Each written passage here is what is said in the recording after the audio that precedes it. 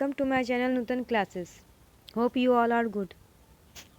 Friends, आज मेरा इस वीडियो का जो मेन पर्पस है वो है कंप्यूटर साइंस से रिलेटेड। जो स्टूडेंट्स कंप्यूटर साइंस का फॉर्म जो कि पेपर 2 का सब्जेक्ट है जो भरे हैं उनके लिए कुछ अपडेट है। जो पिछले बार नहीं उसमें कुछ चेंजेस किए गए हैं, जिसमें जैसे पिछले बार जो लोग के लिए बीएड ज़रूरी था, इस बार बीएड ज़रूरी नहीं है।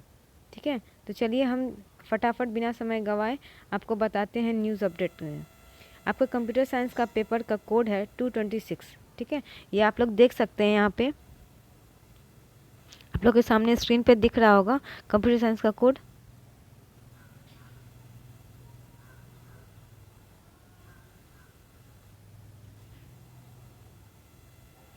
ठीक है, ये यहाँ पे लिखा हुआ है, पहला देखिए इसमें लिखा है न्यूनतम 50% अंकों के साथ निम्न विषय समूह में मान्यता प्राप्त विश्वविद्यालय या संस्थान से प्राप्त उपाधि DOE-ACC से स्तर ए एवं किसी विषय में स्नातकोत्तर की उपाधि।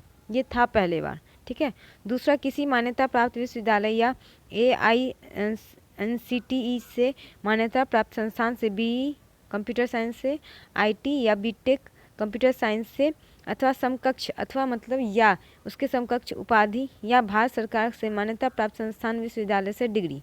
ठीक है, फिर अथवा या में किसी मान्यता प्राप्त विश्वविद्यालय या AICTE से मान्यता प्राप्त संस्थान से किसी स्ट्रीम में BE या BTech की उपाधि तथा कंप्यूटर से पोस्ट ग्रेजुएट डिप्लोमा।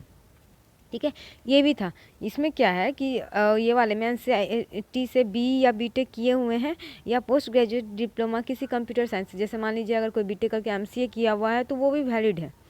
ठीक है, फिर आपका आ जाता है किसी मान्यता प्राप्त विश्वविद्यालय से कंप्यूटर साइंस में स्नातकोत्तर या MCA या मान्यता प्राप्त विश्वविद्यालय से समकक्ष उपाधि। ठीक है, अगर आपने MCA कर रखा है, ठीक है, या कंप्यूटर साइंस में स्नातकोत्तर कर रखा है तो आप इस फॉर्म के लिए वैलिड है। स्नातकोत्तर कहने का मतलब BTech कर रखा है आपने, BE कर रखा है और तो आप इसमें वैलिड है, या BCA कर रखा है और MCA कर रखा है। ध्यान दीजिएगा, BCA और MCA कर रखा है तो भी आप इस फॉर्म को भरने के लिए वैलिड हैं। यही इस तीसरे का मतलब है। चौथे में देखिए किसी मान्यता प्राप्त विश्वविद्यालय से कंप्यूटर साइंस में स्नातक या BCA या समकक्ष एवं किसी विषय में स्नातकोत्तर। ठीक है, इसका क्या मतलब हुआ कि कंप्यूटर साइंस में स्नातक किए हुए हैं, BCA किए हुए हैं।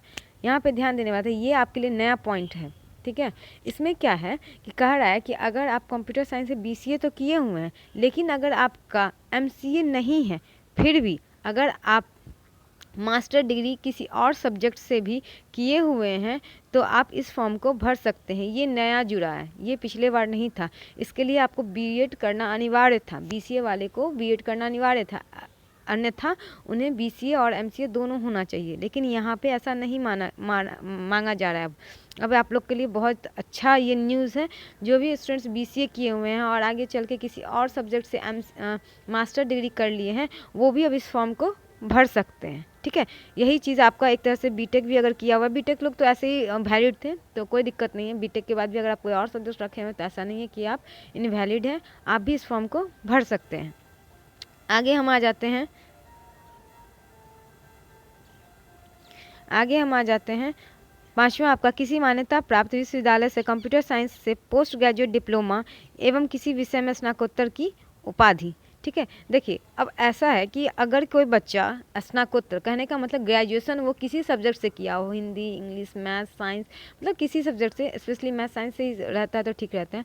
अगर उसने स्नातक कर रखा है, उसके बाद उसने अगर कोई कंप्यूटर जैसे उसके बाद उसने MCA कर लिया, मान लीजिए कि उसने ग्रेजुएशन किसी सब्जेक्ट से किया और फिर उसके बाद MCA कर लिया, तो वो भी बच्चे इस फॉर्म को भर सकते, वो भी बच्चे इस फॉर्म के लिए भरने के लिए एलिजिबल हैं। ठीक है, ये भी चीज़ नया इसमें आया है। अब हम आ जाते हैं फिर छठा, DOE-ACC के स्तर B एवं मान्यता प्राप्त विश्वविद्यालय से किसी विषय में स्नातकोत्तर की उपाधि। ठीक है, ये कुछ कंप्यूटर के ये कोर्सेज वगैरह होते हैं BA ऐसे करके, तो वो अगर आप किए हुए हैं तो वो भी बच्चे वैलिड होते हैं। ठीक है, तो वो भी भर सकते हैं, ये था पहले भी। अथवा सूचना एवं संचार प्रौद्योगिकी मंत्रालय से DOE-ACC के स्तर सी किसी मान्यता प्राप्त विश्वविद्यालय से स्नातक की उपाधि, ठीक है, ये भी आप कर सकते हैं। MCA का 3 वर्षीय कोर्स 6 सेमेस्टर, ठीक है। होता है कभी कभी मतलब किसी ने डिप्लोमा कर रखा होता है, ठीक है, मतलब इंटर में कंप्यूटर साइंस से डिप्लोमा कर रखा होता है, तो जो वो MCA का कोर्स कर रहे होते हैं तो उसमें 3 साल का एक कोर्स आता है। अगर वो किसी ने कर रखा है तो उसको ग्रेजुएशन का उतना ये नहीं देखा जाएगा, वो डिप्लोमा कर रखा है कंप्यूटर साइंस से और फिर 3 वर्षीय अगर MCA कर रखा है तो भी वो बच्चे वैलिड हो जाएंगे इस फॉर्म को भरने के लिए। लास्ट वाला नोट देखिए, यहाँ पे नोट करके, जो कंप्यूटर साइंस में बीएड अनिवार्य नहीं है, ये लिखा हुआ है, आप देख सकते हैं लास्ट में, मैं आप लोग को दिखा दूँ। देखिए यहाँ पे ये लिखा हुआ है कि बीएड अनिवार्य नहीं, मतलब यहाँ पे ये हुआ कि जो भी आपको एलिजिबिलिटी क्राइटेरिया दिया हुआ है तो उसमें ऐसा नहीं है कि बीएड अनिवार्य है। वो सारी एलिजिबिलिटी क्राइटेरिया अगर आप फिल कर रहे हैं, अथवा का मतलब यह होता है अगर उस एलिजिबिलिटी क्राइटेरिया को फिल कर रहे हैं तो आप वैलिड हैं, अन्यथा आप इनवैलिड हैं। इसमें बहुत को ये कन्फ्यूज़न हो रहा है कि अगर हमने BC, जैसे ये वाला जो चौथा वाला था आपका, चौथा नंबर में फिर किसी को ये कन्फ्यूज़न नहीं होना चाहिए कि अगर उनका कहना है कि अगर हमने BCA कर रखा है तो क्या मैम फॉर्म भर सकते हैं, तो नहीं, आप फॉर्म नहीं भर सकते। BCA के साथ अगर आपने MCA नहीं कर रखा है, उसके बजाय कोई और सब्जेक्ट से मास्टर डिग्री कर रखा है, तो आप इस फॉर्म को भर सकते हैं, ठीक है। ऐसे ही ग्रेजुएशन अगर आपने किसी और सब्जेक्ट से कर रखा है लेकिन आपने मास्टर डिग्री MCA से कर रखा है तो भी आप इस फॉर्म के लिए एलिजिबल हो जाएंगे, ठीक है।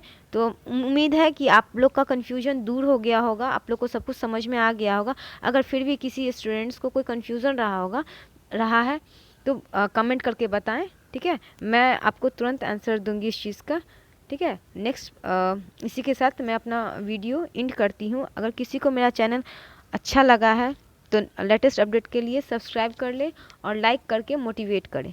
Thank you.